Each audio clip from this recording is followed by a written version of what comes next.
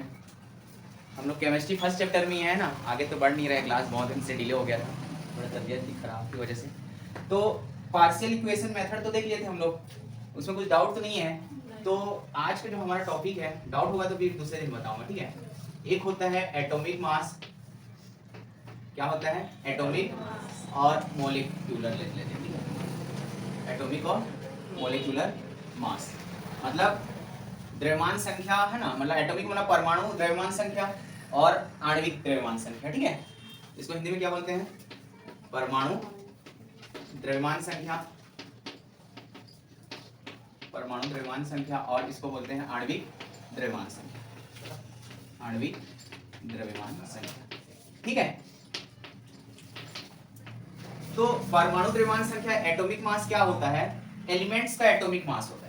Elements मतलब तत्वों का एलिमेंट्स मास निकाला जाता है। जैसे हमारे पास सपोज एक सोडियम एक एलिमेंट्स है, सोडियम एक एलिमेंट्स है ना, तो इसको बोलते हैं एटॉमिक मास। एलिमेंट्स का परमाणु द्रव्यमान संख्या होता है और कंपाउंड का आणविक द्रव्यमान संख्या होता है। जैसे CaCO3 ये एक कंपाउंड है ना, कंपाउंड है, यौगिक है ना, तो इसका यदि हम द्रव्यमान संख्या निकालेंगे तो उसको बोलते हैं आणविक द्रव्यमान संख्या या मोलिक्यूलर मास। और तत्वों का यदि हम द्रव्यमान संख्या निकालेंगे तो उसको क्या बोलते हैं, परमाणु द्रव्यमान संख्या। ये दो चीज समझ में आया। अब सोडियम का परमाणु द्रव्यमान संख्या मैं आपको बोला था 1 से 30 तक याद रखना करके, कितना होता है, इसका 23 होता है ना। ये परमाणु क्रमांक एटॉमिक सर एटॉमिक नंबर है, ये एटॉमिक नंबर है, ये एटॉमिक मास की बात चल रही है। एटॉमिक नंबर इसका 11 बट एटॉमिक मास इज 23 है ना। और कैल्शियम कार्बोनेट का 68। हाँ, ये आपके क्वेश्चन में पूछा जाता है, मॉलिक्यूलर मास पूछा जाता है ना, कुछ आपको कंपाउंड दिए रहेंगे, उनका आणविक द्रव्यमान संख्या निकालिए करके क्वेश्चन पूछा जाता है। जैसे कैल्शियम कार्बोनेट का आणविक द्रव्यमान संख्या कितना होगा, है ना, और जैसे कार्बन डाइऑक्साइड का कितना होगा, ऐसे इजी वाला भी पूछा जाता है। H2O का कितना होगा, CONH ट्वाइस और एंड ट्वाइस का, है ना, मॉलिक्यूलर मास कितना होगा, ये सब आपको निकालने आना चाहिए। ये आपके क्वेश्चन पेपर मैंने देखा था, तो इस टाइप का क्वेश्चन पूछा जाता है, ठीक है। तो ये सब निकल जाएगा, ये तो पता है। ये तो एलिमेंट्स का निकालोगे तो उसको तो परमाणु द्रव्यमान संख्या बोलेंगे, लेकिन यौगिक का निकालने के लिए क्या बोला जाता है, आणविक द्रव्यमान संख्या। तो इनका सबका निकल जाएगा। मॉलिक्यूलर मास इसका कितना होगा, कैल्शियम कार्बोनेट का, कैल्शियम का कितना होता है आप बताओ तो, मास मतलब द्रव्यमान संख्या कैल्शियम का आप बताओ। नहीं टोटल फर्स्ट ऑफ कैल्शियम का, कैल्शियम का कितना होता है 40। फिर कार्बन का, कार्बन और ऑक्सीजन अलग, हाँ अलग, सबका अलग अलग निकालना है।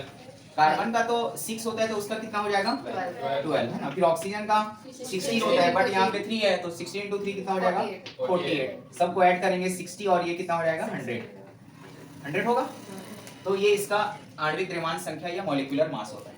समझ में आया कैसे निकाला, ये आपके क्वेश्चन में पूछा जा रहा है ना, इसको बनना चाहिए। ये याद रखना, ये किसका स्ट्रक्चर है, यूरिया का। इसका स्ट्रक्चर है यूरिया का, याद रखना। यूरिया का स्ट्रक्चर लिखे बोलेगा तो CONH ट्वाइस, ठीक है। इसका कितना होगा बताओ तो, ये यूरिया का आणविक द्रव्यमान कितना होगा, चलो निकालो कॉपी में, थोड़ा जल्दी जल्दी करो ना, ये सब आएगा। ये इजी क्वेश्चन तो है, 11th में आपका बेसिक स्टार्ट होगा, हार्ड क्वेश्चन ज्यादा पूछा नहीं जाएगा, ये ऐसे इजीली क्वेश्चन पूछा जाएगा, ठीक है। तो यूरिया का कितना होना चाहिए,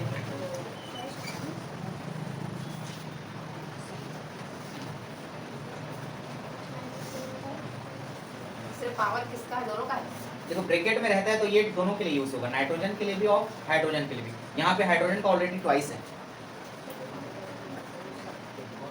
नाइट्रोजन 2 बार लिया, नाइट्रोजन हाँ 2 टाइम्स, और उसमें एक बार और लेंगे। नाइट्रोजन का यहाँ पे 2 ट्वाइस है, 2 टाइम्स बस, और हाइड्रोजन का 4 टाइम्स लेना पड़ेगा, ठीक है। 50 ओनली, 59। बाकी लोगों का कितना आ रहा है, कार्बन का 12, ऑक्सीजन का 16, नाइट्रोजन का 14 और ट्वाइस कितना हो जाएगा 28, और इसका 4 का तो 4 ही रहेगा क्योंकि हाइड्रोजन का 4 हो जाएगा। तो ये हो गया आपका 20, 48 और 60 होगा। इसका कितना आएगा 60 आएगा, ये 20 और 48 और 50 और 60। तो इसका कितना आएगा, यूरिया का मॉलिक्यूलर मास कितना आएगा 60। ऐसे कंफ्यूज नहीं होना है, 1 मार्क्स का पूछा जाएगा या 2 मार्क्स, और उसी में मिस्टेक करोगे इतना इजी वाला, तो क्या मतलब, ठीक है। तो इसलिए मैं आपको बोल रहा हूँ कि 1 से 30 तक आपको एटॉमिक मास याद होना चाहिए पूरे एलिमेंट्स का, ज़्यादा नहीं बोल रहा हूँ 1 से 30 तक। तो ये देखो 60, आपने 59 बोला था या 58 बोले थे, है ना। हाइड्रोजन का कितना होगा, सॉरी, और पानी का 18 होगा। कार्बन डाइऑक्साइड का, इसका 14 कैसे होगा? 46 देखो कार्बन का 12, ऑक्सीजन का 16 और ये 2 आपका 32, तो ये कितना हो जाएगा? देखो सब में मिस्टेक करो, इतना इजी है। और अपने से बना, हड़बड़ी नहीं करना है, हड़बड़ी में एक नंबर आपका चला जाएगा, क्या मतलब है? बन जाएगा। तो ये होता है एटॉमिक मास निकालने के लिए, है ना। एलिमेंट्स का पूछा जाएगा तो एटॉमिक मास, और कंपाउंड का पूछा जाएगा तो मोलिक्यूलर मास फाइंड किया जाता है बोलना, ठीक है। तो इसको वीडियो से नहीं नोट करोगे?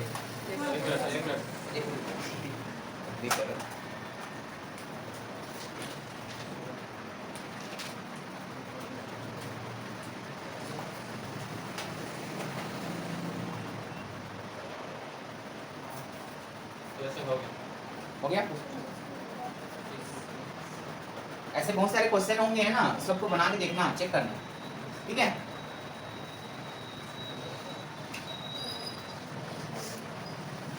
जो पढ़े हैं सब तो उसी टाइप के। अब देखो इसमें सपोज हमने लिया, हम जैसे हमारे एलिमेंट्स हैं, टोटल कितने एलिमेंट्स हैं? 118, है ना, ये टोटल एलिमेंट्स हैं। तो उन एलिमेंट्स का यूनिट हम किस में लेते हैं? वो जो एलिमेंट्स का यूनिट है, टोटल कितने यूनिट, सॉरी एलिमेंट्स हैं 100, तो उन 118 एलिमेंट्स का यूनिट क्या माना जाता है? पहले यूनिट तो आपको माना जाता है मोल, इसमें माना जाता है मोल। उसके बाद यू माना गया यूनिट, उसके बाद AMU माना गया, उसके बाद किसमें कन्वर्ट किया गया? ग्राम, ठीक है, इसमें कन्वर्ट किया गया ग्राम। पहला क्या होता है? मोल, उसके बाद यूनिट माना गया, यूनिट को भी AMU माना गया, है ना। AMU मतलब एटॉमिक मास यूनिट, या यूनिफाइड भी बोला जाता है। एटॉमिक मास मतलब परमाणु वातावरण इकाई संख्या, ठीक है। और G मतलब तो पता है ग्राम। अब जैसे हम सपोज कंपेयर करते हैं कि हम हाइड्रोजन, जैसे हमारे पास सपोज एक एलिमेंट, तो हाइड्रोजन एक एलिमेंट है, तो हाइड्रोजन का एटॉमिक मास कितना होता है? 1। ये किस कौन से बेस पे लिया गया, ये आपको पता होना चाहिए, मैं पहले ही बताया। ये कौन से बेस पे लिया गया है, बताया था। जैसे सोडियम का एटॉमिक मास कितना होता है? 23, बट ये कौन से बेस पे लिया गया है? ये जो 23 आ रहा है, किसी पे बेस पे लिया होगा ना, या किसी रेफरेंस पे लिया होगा कि नहीं लिया होगा? तो ये मैं आपको बताया था कौन से रेफरेंस पे लिया जाता है ये सब की वैल्यू को। कार्बन 12, इस कौन से रेफरेंस है नंबर? सब ये जो एटॉमिक मास हम जो निकाल रहे हैं वो सब किसके रेफरेंस पे लिया जाता है? तो कार्बन 12 पे, याद रखना, ठीक है, इस पे लिया जाएगा कार्बन 12। जैसे हमने फिजिक्स में आपने पढ़ा है सिस्टम, ऐसा ही यूनिट पढ़ा है ना। इंटरनेशनल सिस्टम यूनिट कितने टाइप्स के होते हैं? 7। तो कहने का मतलब ये है, जैसे हमारा 1 किलोग्राम है, जो इसका वेट है, सपोज जो भी वेट है, जितना भी उसका वेट है, हम दूसरी जगह जाएंगे तो उसका वेट चेंज हो जाएगा क्या? होता है, होता है कि नहीं होता है? मान लो हम फॉरेन चले गए, तो इसका वेट चेंज होगा कि नहीं होगा? होगा। क्यों होगा? नहीं, पूछ रहा हूँ मैं आप लोग से, होता है कि नहीं होता है, मैं ऐसे नहीं बोल रहा हूँ। तो देखो हमने जो यूनिट पढ़ा है, SI यूनिट मतलब क्या है? इंटरनेशनल। इंटरनेशनल मतलब पूरा वर्ल्ड। तो आप कहीं भी जाओ वर्ल्ड में, जो 1 किलो वेट रहेगा वो उतना ही रहेगा, नहीं तो उल्टा पुल्टा हो जाएगा। मान लो हमारे यहाँ 1 किलो, दूसरे के जगह में मान लो 250 ग्राम आ रहे हैं, तो दुनिया इधर का उधर नहीं हो जाएगा? होगा कि नहीं होगा? तो ये एक रेफरेंस लिया गया है कि पूरे वर्ल्ड में 1 किलो है तो सभी जगह 1 किलो ही रहेगा, समझ में आ रहा है? तो उसी प्रकार एलिमेंट्स को भी क्या किया गया है? ऐसा रेफरेंस किया गया, मतलब कौन से रेफरेंस से उनका एटॉमिक मास निकाला गया है कि कहीं भी हम उसका वैल्यू फाइंड कर रहे हैं तो सेम ही वैल्यू आना चाहिए। ऐसा नहीं कि हमने यहाँ पे चेक किया कार्बन का सपोज एटॉमिक मास हमारे यहाँ कितना आ रहा है? 12 आ रहा है, दूसरे यहाँ कहीं ऐसा 16 तो नहीं आ रहा है, ऐसा नहीं होता है। इसलिए उन्होंने एक रेफरेंस लिया कार्बन 12। समझ में आ रहा है क्यों लिया गया? कि पूरे वर्ल्ड में जो भी एलिमेंट्स का जो भी मास होगा वो क्या होगा? कंफर्म या फिक्स्ड होगा। ऐसा नहीं कि हमारे देश में अलग है, दूसरे कंट्री में अलग, ऐसा तो नहीं होगा, है ना। इसलिए ये यूनिट भी निकाला गया 7 टाइप्स का, और एटॉमिक मतलब एलिमेंट्स के लिए क्या निकाला गया? Base carbon 12। समझ में आ गया? ऐसे क्यों निकाला जा रहा है? क्योंकि ऐसा डिफरेंस ना मिले हमको, ठीक है, क्योंकि एक्सपेरिमेंट वगैरह करने में भी कोई डिफरेंस आ जाएगा तो बहुत सारा मिस्टेक हो सकता है ना। इसलिए सभी की वैल्यू को क्या माना गया? फिक्स्ड माना गया, कहीं भी हम निकालें। अब ये कैसे फिक्स्ड माना गया इसको थोड़ा समझ लेते हैं, ठीक है। तो मैं आपको बताया था एलिमेंट्स को मोल में लिया जाता है ना, क्योंकि हम मोल कॉन्सेप्ट में पढ़ेंगे इसलिए बता रहा हूँ। फिर यूनिट में लिया गया, फिर एटॉमिक मास यूनिट, फिर ग्राम में कन्वर्ट किया गया।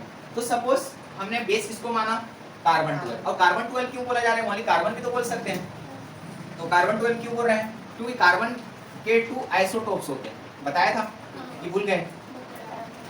आइसोटोप्स 2 टाइप्स होते हैं, कार्बन 12 और कार्बन 14। तो हमने कार्बन 12 को ही बेस माना है, इसलिए हमने कार्बन 12 बोल रहे हैं, कार्बन वाली नहीं बोल रहे हैं। समझ में आ रहा है। कार्बन मान लो कोई पूछ दिया आपसे, है ना, प्रैक्टिकल एग्जाम वगैरह में होता है, ये है ना एलिमेंट्स का आपका रेफरेंस, जो एलिमेंट्स एक कौन से बेस पे लिया जाता है उनका एटॉमिक मास, तो कार्बन 12। तो कार्बन 12 क्यों बोला जाता है बोलने से, क्योंकि कार्बन के 2 आइसोटोप्स होते हैं जिनमें से हमने कार्बन 12 को लिया है, कार्बन 14 को नहीं लिया है, इसलिए कार्बन 12 उसका रेफरेंस बेस है। ये किसमें पूछा जा सकता है, ऐसे है ना, जैसे इंटरव्यू वगैरह होता है, केमिस्ट्री से रिलेटेड क्वेश्चन मान लो पूछा गया तो इस टाइप का पूछा जा सकता है, इसलिए मैं बता रहा हूँ, ठीक है, प्रैक्टिकल एग्जाम। तो अब देखो जो कार्बन 12 है हमने जो माना, सपोज हमारे पास एक एटम्स है, क्या है, एटम्स है, इसका एटम्स मान लिए हाइड्रोजन, इसका ये एक एटम, ठीक है, एटम मतलब smallest particle of element which exists independently or cannot be known.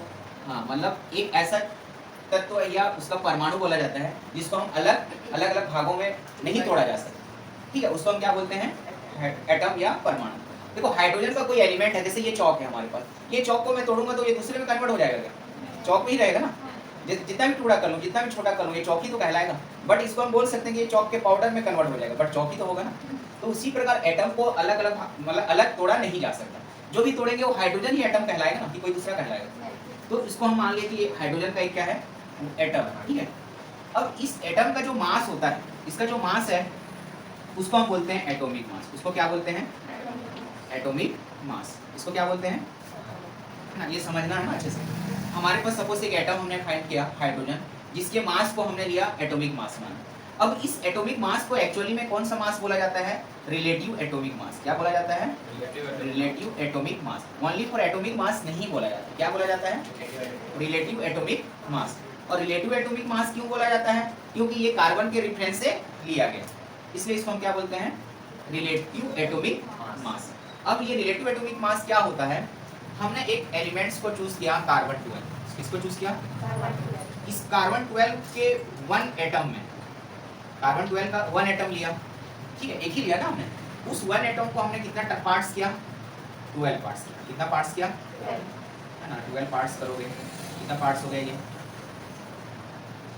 1 2 1 2 3 4 5 6 7 8 9 10 और एक लेना पड़ेगा, चलो मैंने यहाँ ले लिया, ठीक है, तो ये 11 हो जाएगा और ये 12। ये समझ में आ गया, पार्ट्स लेना है बस, है ना, 12 पार्ट। इस 12 पार्ट्स का एक हिस्सा बस लेना है, कौन सा हिस्सा लेना है, 1 हिस्सा लेना है। तो 1 हिस्सा लेना है, मतलब कार्बन 12 का कितना पार्ट्स में कन्वर्ट हो रहा है, इसको हम फ्रैक्शन फॉर्म में लिखेंगे तो 1/12 पार्ट्स में कन्वर्ट हो रहा है ये, हाँ कि ना। टोटल कितने हैं हमारे पास, 12, और हमने कौन सा हिस्सा को लिया, 1, तो 1/12 पार्ट्स लिखेंगे ना।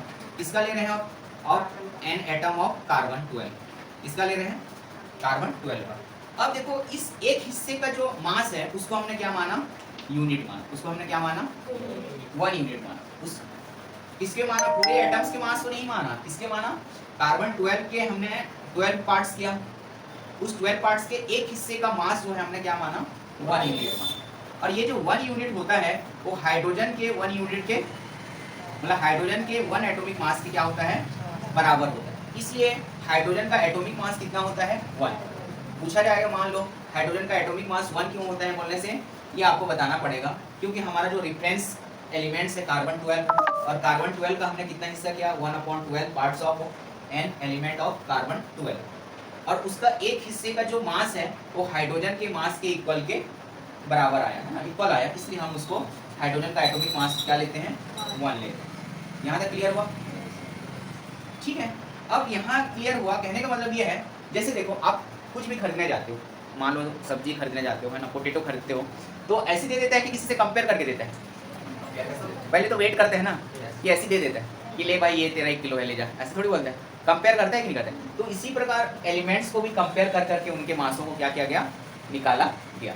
समझ में आ रहा है, जैसे हम 1 किलो वेट ले रहे हैं, 1 किलो आलू ले रहे हैं सपोज, है ना, 1 किलो पोटैटो ले रहे हैं, तो उसका वेट कितना होता है, 1 kg, है ना। सपोज मान लो यहाँ पे 3 kg हो रहा है, इसका वेट कितना हो रहा है, पोटैटो का हमको नहीं पता, तो हम पता कर सकते हैं कि पोटैटो का मास भी कितना होगा या वेट कितना होगा। हमारे पास वेट कितना है 3 kg, तो पोटैटो का वेट कितना होगा, कंपेयर करेंगे तो इक्वल। पोटैटो का वेट कितना होगा, 3 ही होगा ना, हाँ कि नहीं, मतलब 3 ही पोटैटोस होंगे कि नहीं, मतलब 3 kg ही पोटैटोस होंगे।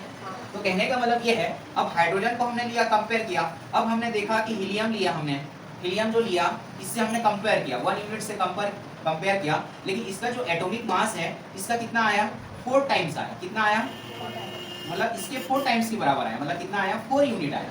कितना आया, तो इसका मास कितना हो जाएगा फिर, 4 मास होगा ना।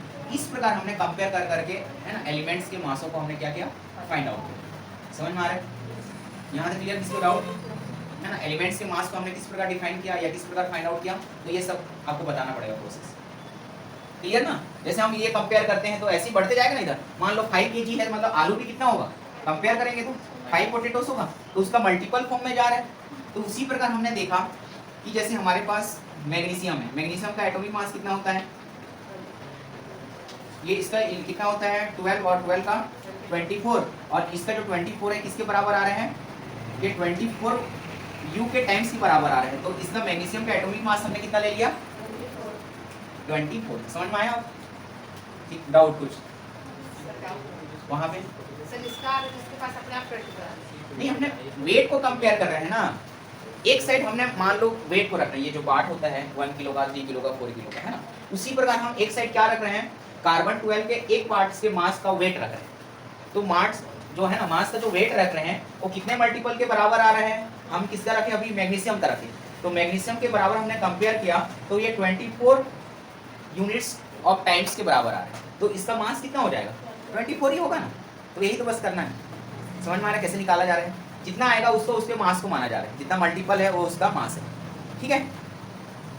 अब यूनिट को फिर हमने देखा, यूनिट को ही एटॉमिक मास माना गया। क्या माना गया, एटॉमिक मास यूनिट, मतलब हमने माना कि जो हमारा 1 यूनिट होता है वो किसके बराबर होता है, 18 MU के बराबर, मतलब एटॉमिक मास यूनिट के बराबर होता है, ठीक है। और ये जो 1 AMU होता है वो किसके बराबर होता है, डायरेक्ट 1 ग्राम के बराबर होता है। किसके बराबर होता है ना, ये सब नहीं पूछेगा लेकिन मैं बता दे रहा हूँ कुछ, ठीक है। तो ये किसके बराबर होता है, 1 ग्राम के बराबर होता है। अब इसलिए हम आज के डेट में जो इसका एटॉमिक मास है इसको हम किस में ले लेते हैं, ग्राम में ले लेते हैं। इसमें ले लेते हैं, ग्राम में ले लेते हैं। तो यहाँ तक क्लियर कि कुछ डाउट। अब सपोज एक क्वेश्चन पूछा गया, मान लो, ठीक है, इसको बिठाऊं,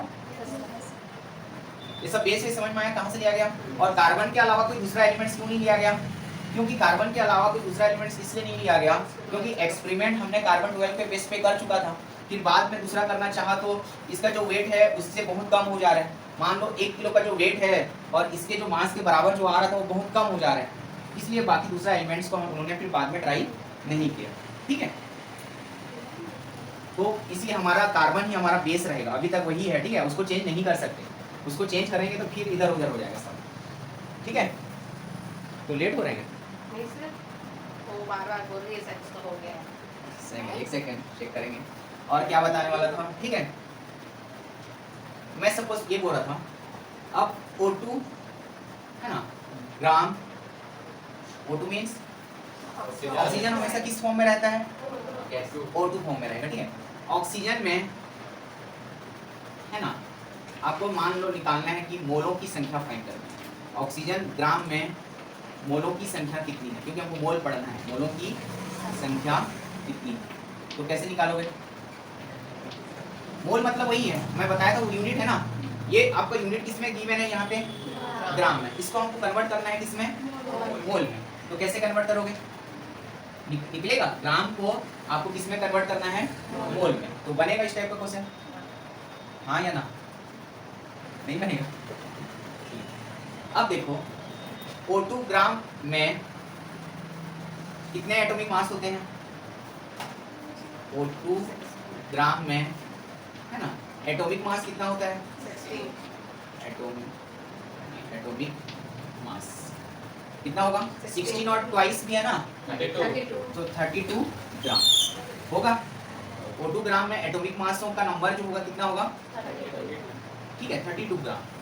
और O2 ग्राम में नहीं लेना, ठीक है। O2 के, क्योंकि जो एलिमेंट्स जो रहते हैं वो किस में रहते हैं, पहले बताया था यूनिट मोल में रहते हैं। तो O2 के मोल में ये किस में रहेगा, पहले मोल में कितना रहते हैं, एटॉमिक मास कितना रहेगा 32 ग्राम, क्योंकि सबसे स्टार्टिंग यूनिट कितना बताया था, मोल। उसका स्टार्टिंग यूनिट क्या रहता है, मोल।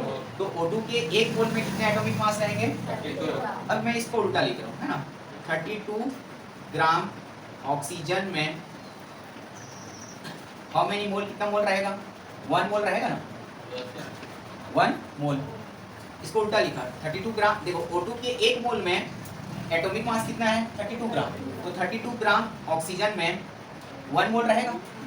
अब 1 मोल रहेगा तो 1 ग्राम में, 1 ग्राम ऑक्सीजन में, है ना, या इन 1 ग्राम ऑक्सीजन में हाउ मेनी मोल्स कितना कन्वर्ट हो जाता है। देखो ये ग्रेटर से स्मॉलर जाते हैं तो डिवाइड में आता है, 1/32 मोल होगा, होगा कि नहीं होगा।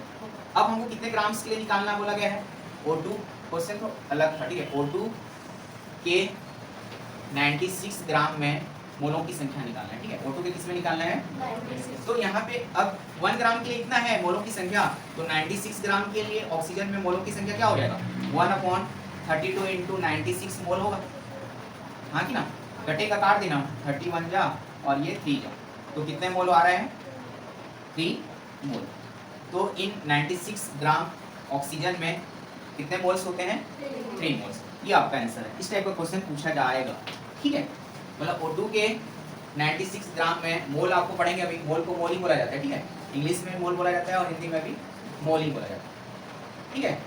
तो इस टाइप का क्वेश्चन बनेगा कि नहीं बनेगा, कैसे बोर हो रहे हो लग रहा है आज, कैसे प्रदीप आप इधर,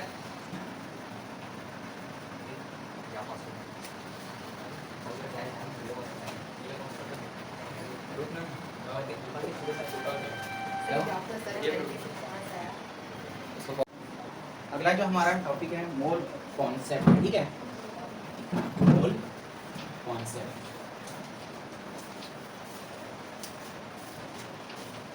मोल संकल्पना बोलते हैं जिसको, मोल संकल्पना। तो मोल संकल्पना हमको 2 टाइप्स का देखना है, ठीक है। एक एलिमेंट्स के लिए देखना है ना, एलिमेंट्स के लिए देखना है मतलब तत्व का, और एक हमको देखना है कंपाउंड का, ठीक है, कंपाउंड्स का। देखो एलिमेंट्स के हम क्या निकालते हैं, एटॉमिक मास, और कंपाउंड्स के लिए कौन सा मास है ना, मॉलिक्यूलर मास या आणविक द्रव्यमान, या इसके लिए परमाणु द्रव्यमान, ठीक है। तो एलिमेंट्स जो होते हैं, जैसे हमारे पास कोई भी एलिमेंट्स ले लिए, ठीक है, जैसे हमने लिए मान लो यहाँ पे चलो नाइट्रोजन ले लिए, ठीक है। तो जो नाइट्रोजन हम एलिमेंट्स ले रहे हैं, इनका जो एटॉमिक मास होता है किस बेस पे लिया जाता है, हमको पता है कि, है ना, ये एक ऑर्बिटल होता है जिसके, है ना, सेंटर पे क्या क्या पाया जाता है इस एलिमेंट्स में, प्रोटॉन और न्यूट्रॉन, ठीक है।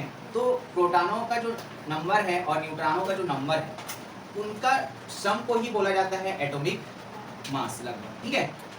उनके सम को ही क्या बोला जाता है, इस प्रकार एटॉमिक मास निकाला जाता है। तो जब इस प्रकार एटॉमिक मास निकाला जाता है तो एक नंबर हमको प्राप्त होता है, ठीक है। जब उन दोनों को ऐड करेंगे, ये हम जानना नहीं है, ये बस नंबर याद रखना, 1.99 और भी दिया हुआ है 24 × 10⁻23 ग्राम, ये दिया गया, ठीक है। जब हम एलिमेंट्स के लिए मोल निकालेंगे, क्या निकालेंगे, मोल की जो है ना कैलकुलेट करेंगे मोल, तो उसके लिए फॉर्मूला क्या ले लेना है, वेट ऑफ या एटॉमिक मास ऑफ एलिमेंट, क्या लोगे, एटॉमिक मास ऑफ एलिमेंट, मतलब एलिमेंट का जो मास रहेगा, ठीक है, atomic mass of element divided, हाँ इसको बोला, ये इससे आपको डिवाइड करना है उसको, ठीक है। मतलब 1.99 2 डिजिट लेना, ज़्यादा मत लेना, 10⁻23 ग्राम, ठीक है। जो आएगा वो उसका क्या होता है, मोल होता है, क्या होता है उसका, मोल होता है। ये बस यही कॉन्सेप्ट याद रखना है, ठीक है। व्हेन कंपाउंड्स में पूछा जाता है तो कंपाउंड्स में क्या लोगे, कंपाउंड्स का तो है ना जो भी वेट रहेगा उसका एटॉमिक मास लेना और उसका मोलर मास लेना। इसके लिए फॉर्मूला क्या रहेगा, atomic mass of compounds divided क्या हो जाएगा, ये मोलिकुलर मास, ठीक है। और मोलिकुलर मास हमने कैसे निकाले हैं, अभी बताया ना। तो ये दोनों को उसको डिवाइड करोगे तो आप किसका निकल जाएगा, आपको मोल फाइंड आउट हो जाएगा। ठीक है, ये दो कॉन्सेप्ट बस याद रखना है एलिमेंट्स और उसके लिए। ठीक है, तो 1 मोल इलेक्ट्रॉन बराबर कुछ कुछ नंबर दिया गया है सबका। 1 मोल हाइड्रोजन के लिए कितना होता है ना, 1 मोल इलेक्ट्रॉन का नंबर कितना होता है, ये सब आपको दिया गया। तो ये तो इसको तो हम एवोगैड्रो संख्या बोलते हैं ना। 1 जो यूनिट होता है, जो मैं आपको अभी बता रहा था, 1 जो यूनिट होता है, इसकी जो वैल्यू होती है किसके बराबर होती है, 6.022 इंटू 10⁻23 ग्राम। इसको बोलते हैं है ना, एवोगैड्रो नंबर, है ना। इसको क्या बोला जाता है, एवोगैड्रो नंबर। याद रखना, एवोगैड्रो नंबर याद रखना चाहिए, मान लो ऑब्जेक्टिव में पूछ सकते हैं, है ना। तो 1 यूनिट बराबर कितना होता है, 6.022 इंटू 10⁻23 ग्राम। ये उसका एवोगैड्रो नंबर होता है। तो उसको सॉल्व किया जाता है तो हमको क्या प्राप्त होता है, मोल। ये जब इसकी मोल की जो निकालेंगे, ठीक है, तो 1 यूनिट जो है किसके बराबर होता है, ये 1 मोल के भी बराबर होता है ना। 1 यूनिट बताया था आपको, यूनिट पहले किस में लिया गया था, पहले तो मोल में लिया गया था, बताया था ना। उसके बाद यूनिट में, फिर AMU में, उसके बाद ग्राम में। तो ये सब इक्वल होते हैं। ठीक है, मोल भी 1 मोल बराबर भी 1 यूनिट मान सकते हैं, है ना। 1 मोल को भी ग्राम में कन्वर्ट कर सकते हैं और 1 MU को भी हम ग्राम में ले सकते हैं। तो इस प्रकार आपको मोल आपको निकालना है। तो इस प्रकार आप मोल निकालोगे तो 1 मोल बराबर कितना होता है, 6.022 इंटू 10⁻23 ग्राम, जिसको हम बोलते हैं एवोगैड्रो नंबर या संख्या। ठीक है।